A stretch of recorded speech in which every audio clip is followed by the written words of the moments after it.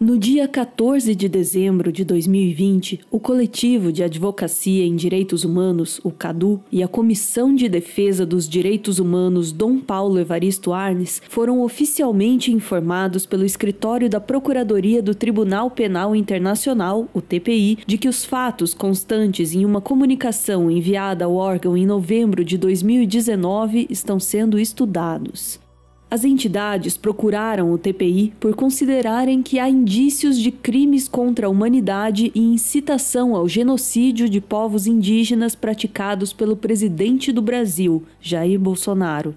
As organizações sustentam que, desde o início de seu governo, Bolsonaro incentivou violações contra povos indígenas e tradicionais, enfraqueceu instituições de controle e fiscalização e foi flagrantemente omisso em responder a crimes ambientais na Amazônia, entre outros pontos. Na prática, essa avaliação prévia por parte do TPI significa que o caso não foi arquivado de plano, como já ocorreu com outras representações enviadas ao órgão envolvendo Bolsonaro. Agora, a Procuradoria está analisando se cabe à Corte julgar os fatos. Em setembro de 2020, comunicações apresentadas ao TPI contra o presidente brasileiro, inclusive sobre as ações de Bolsonaro ou falta delas durante a pandemia do novo coronavírus, foram arquivadas temporariamente pelo órgão, podendo ser reconsideradas caso novos fatos ou evidências sejam apresentados. Além disso, em janeiro de 2021, os caciques Raoni e Almir Suruí, auxiliados pelo advogado francês William Bourdon, solicitaram ao TPI que o mandatário brasileiro seja investigado por assassinato, transferência forçada e perseguição contra povos indígenas. Para eles, o presidente comete ecocídio, a destruição do meio ambiente em um nível tão elevado a ponto de comprometer a vida humana, o que seria um crime contra a humanidade. A análise prévia da comunicação apresentada ao TPI pelo CADU e pela Comissão Arnes é a primeira do gênero em relação a um presidente da República brasileiro.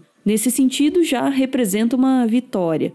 As chances, contudo, de que Bolsonaro seja efetivamente julgado e, quem sabe, até condenado pelo TPI, apesar de não serem impossíveis, são muito pequenas.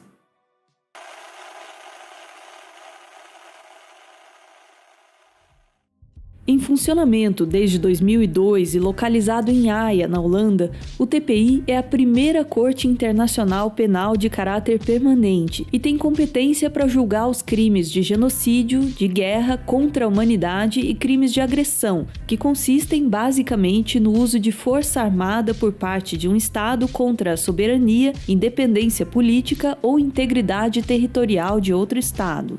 O TPI é permanente, porque até o seu estabelecimento, os tribunais do gênero que haviam sido criados foram pensados para julgar casos muito específicos e tinham um prazo de validade, por assim dizer.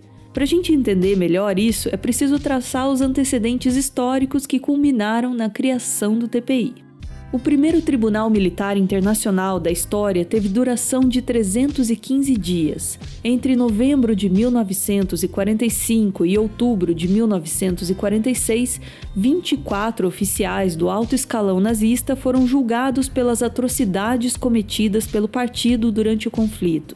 Por terem se suicidado antes do fim da guerra, Adolf Hitler, o comandante Heinrich Himmler e o ministro da propaganda nazista, Joseph Goebbels, não foram réus. O tribunal preferiu não julgá-los póstumamente para não fomentar especulações de que eles ainda pudessem estar vivos. O palco dos julgamentos, coordenados por representantes dos Estados Unidos, Grã-Bretanha, França e União Soviética, foi a cidade de Nuremberg, no norte do estado alemão da Baviera, onde um dia desfilaram imponentes as tropas de Hitler.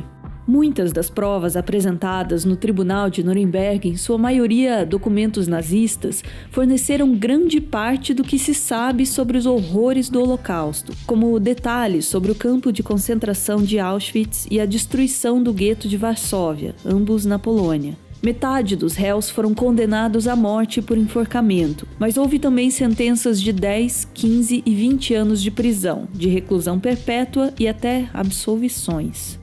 Uma das principais críticas ao Tribunal de Nuremberg diz respeito ao alto grau de politização dos julgamentos, pois o cenário que se teve foi de vencedores julgando os vencidos, enquanto crimes cometidos pelos aliados durante o confronto ficaram impunes. A aplicação de sentenças de morte também gerou polêmicas. They never looked into the atrocities that the US, that Britain, that Australia had also committed during the Second World War. So there's always been this concern with international law that it was a tool of the victors, of the powerful states. Já na década de 90, foram estabelecidos tribunais penais internacionais temporários para a antiga Iugoslávia e para Ruanda, por iniciativa do Conselho de Segurança das Nações Unidas. O primeiro tinha como objetivo investigar graves violações aos direitos humanos cometidos na região dos Balcãs desde 1991, incluindo assassinato em massa, detenção sistemática e organizada, estupros e práticas de limpeza étnica. Presidente da Sérvia à época dos fatos, Slobodan Milošević foi processado, mas morreu em 2006, no centro de detenção do tribunal, na Holanda, enquanto ainda respondia a processos por crimes contra a humanidade. O Tribunal Penal Internacional para a antiga Iugoslávia foi encerrado em dezembro de 2017. Já o Tribunal para Ruanda, sediado na Tanzânia, foi criado para julgar principalmente o genocídio ocorrido entre abril e julho de 1994 no país africano, quando mais de 800 mil pessoas da etnia Tutsi e Hutus politicamente moderados foram massacrados por extremistas étnicos Hutus. Líderes políticos, militares e burocratas foram presos e o tribunal encerrou suas atividades no fim de 2015.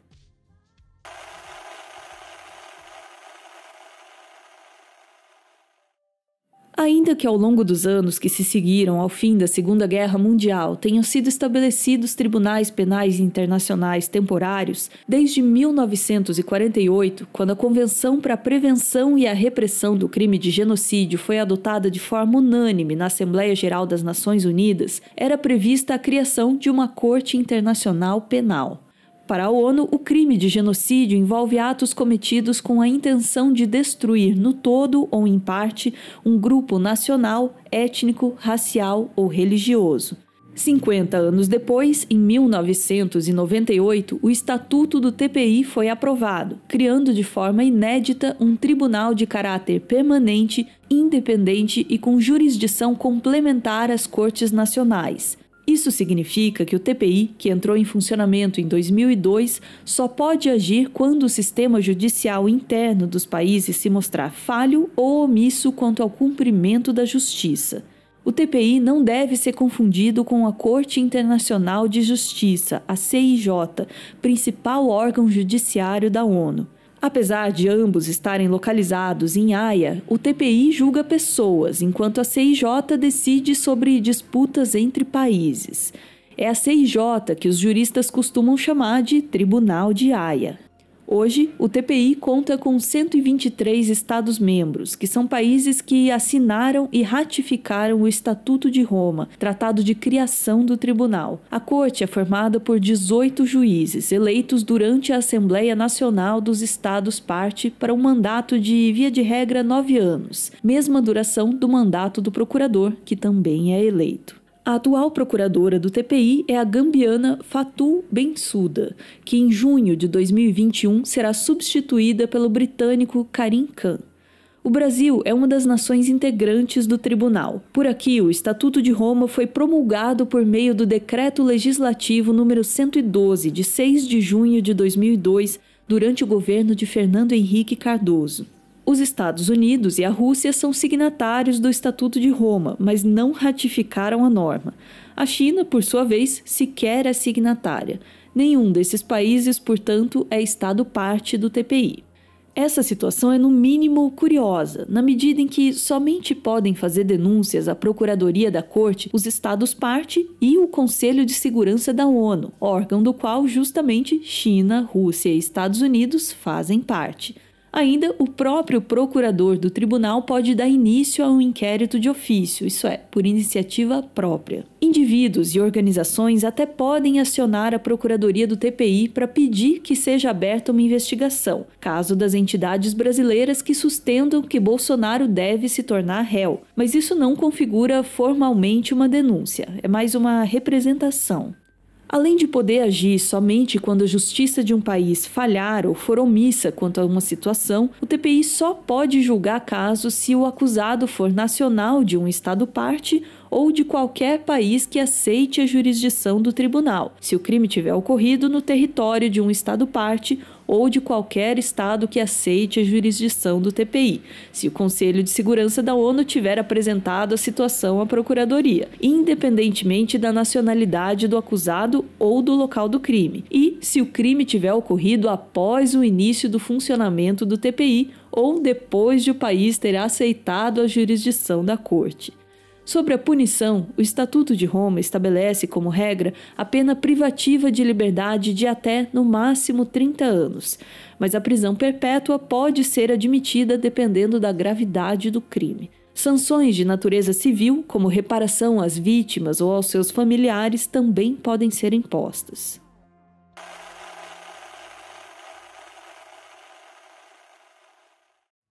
Por mais que, no âmbito da sua criação, o TPI também tenha buscado resolver as polêmicas que envolveram o Tribunal de Nuremberg, ele não está imune a críticas duras, principalmente de que seria uma ferramenta colonialista.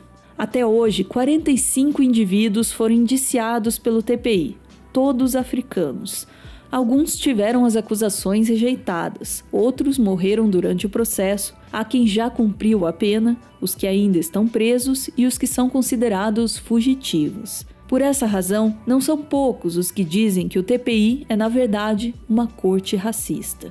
Por exemplo, era relativamente comum que tropas britânicas que participaram da ocupação do Iraque entre 2003 e 2009 torturassem prisioneiros, física e psicologicamente. Eram práticas que envolviam privação de sono, surras e humilhação sexual e religiosa. O TPI chegou a abrir uma investigação para analisar o cometimento de eventuais crimes de guerra por parte dos soldados, mas o processo foi abandonado. Por outro lado, em fevereiro de 2021, Dominique Ongwen, que foi uma criança soldado na Uganda e se tornou comandante do Exército de Resistência do Senhor no mesmo país, foi condenado pela corte por crimes similares aos que as tropas britânicas teriam cometido. Of course, the establishment of the ICC was met with enthusiasm and optimism by many African countries, of course, given their history. But the fact of the matter is, since its inception, how can we explain this almost total focus on Africa and nowhere else in the world? Indeed, any country who commits crimes against humanity, if they have powerful superpower support, such as President Assad in Syria, it's unlikely that they'll be brought to book. And one consequence of that, putting it quite bluntly, is this. What has happened since the introduction of the ICC is the replication at an international level of that persistent and pernicious connection between blackness and criminality. A corte, é claro, nega as afirmações de que seria racista. Look, we're in Africa for two reasons. The crimes, the most serious crimes under ICC jurisdiction are in Africa. And African leaders joined the ICC first, and in addition, African leaders requested the court intervention. We're in Africa because Uganda, Congo, Mali, Ivory Coast, Central African Republic twice, all these countries request the co-intervention. Because the ICC promised us rule of law. In the country we now, sign the test of rule of in the country we sign rule of law. The test of rule of law is that it should apply to everybody, particularly the most powerful. When rule of law does not apply to the most powerful, then it is not rule of law, it is warlordism. It is the rule of the powerful. Fato é que a postura do TPI levou o Burundi a anunciar em 2016 que estaria abandonando a corte por considerar o tribunal parcial, destinado a julgar somente crimes cometidos por africanos. A saída do país foi formalizada em 2017. África do Sul e Gâmbia também já demonstraram interesse em se retirar do TPI. A saída, entretanto, não foi concretizada. Mas e a situação de Jair Bolsonaro? Como fica? Bom, apesar de o Brasil ter sido colônia, não estamos localizados no continente africano. Tampouco o presidente brasileiro é negro, o que parece já reduzir consideravelmente suas chances de ser julgado pelo TPI. Para Sylvia Steiner, única brasileira que já atuou como juíza da Corte Internacional até hoje, o fato de a comunicação contra Bolsonaro sobre possíveis violações contra povos indígenas não ter sido descartada de imediato pela Procuradoria do TPI indica que há um maior cuidado do tribunal para examinar os fatos. Mas afirmar que a solicitação tem boas chances de se tornar um exame preliminar, etapa posterior a essa primeira triagem, é precipitado. Ao Portal J, especializado em notícias jurídicas, Sylvia afirmou em dezembro de 2020. Na minha opinião pessoal, pelo conteúdo da denúncia, em princípio, me parece que ela reúne as condições para que se transforme em um exame preliminar. Por outro lado, tendo em vista que a Procuradoria tem que fazer uma escolha de casos porque o tribunal não tem condições de dar andamento a tudo que recebe, eu tenho minhas dúvidas. Me parece que, pelo histórico, a Procuradoria dá preferência a casos de situação de conflito civil, em geral de conflito armado. Não sei se a ideia vai permanecer. Pode ser que esse novo procurador elabore outra lista de prioridades. Até agora, os casos que tiveram prioridade tratam de regiões que estão vivendo um número excessivo de mortos e feridos. Já sobre as representações contra Bolsonaro ligadas à atuação do governo brasileiro no combate à Covid-19, a juíza que atuou no TPI até 2016 disse à BBC em julho de 2020 que, por mais desastrosa que fosse a política nacional de saúde no contexto da pandemia, ela não poderia ser necessariamente entendida como um ataque deliberado contra a população civil. É importante ressaltar que, à época dessa declaração, o número de mortos em decorrência da doença no Brasil era de aproximadamente 90 mil pessoas. Menos de 10 meses depois disso, os óbitos ultrapassavam os 350 mil. A gripezinha, afinal, era muito mais letal do que se imaginava.